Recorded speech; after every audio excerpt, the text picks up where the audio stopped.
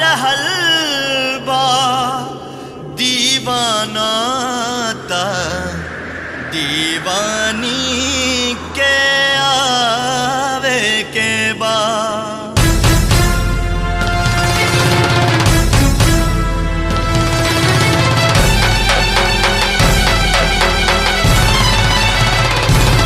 तू दीवानी हऊ ता आजा, आजा दिल के प्यास बुझा जा।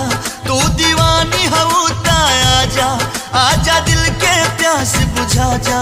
ना तो प्यार तोहर झूठा, इकरार तोहर झूठा, नाता प्यार तोहर झूठा, इकरार तोहर झूठा।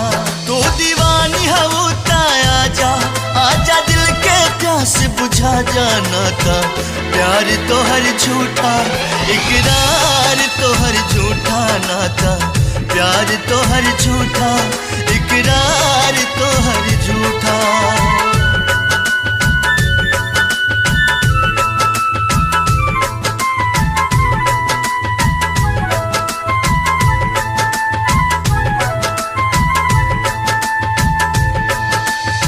ए चांद हमरा यार के चेहरा के दीदार दे दा। ए चांद हमरा यार के चेहरा के दीदार दे दा। तू हमरा बेचैन दिल के करार दे दा। लुट गईल बानी हम अंधरिया में, बस थोड़ा सा रोशनी उधार दे दा। याद बा हमरा खातिर तू हर तूफान से टकरा जानू। हमरा एक आवाज पे दौड़ल बाबर होके आ जालू। ओ दीवानी, ओ दीवानी। याद बा हमरा खातिर तू हर तूफान से टकरा जानू। हमरा एक आवाज पे दौड़ल बाबर होके आ जालू। फिर से तूफान से टकरा जा, आजा सुन के सदा तू आजा। फिर से तूफान से टकरा जा, आजा सुन के सदा तू आजा। नाता प्यार तोहर झूठा, इकरार तोहर झूठा, नाता प्यार तोहर झूठा, इकरार तोहर झूठा।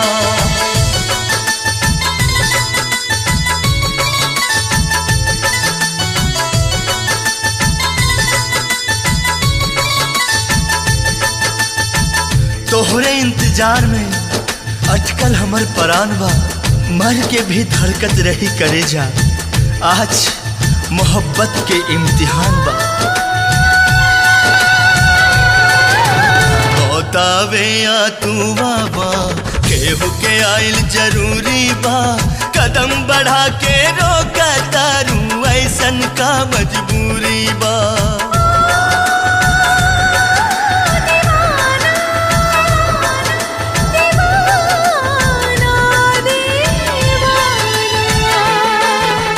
बतावे या तू बाबा, केहू के आइल जरूरी बा।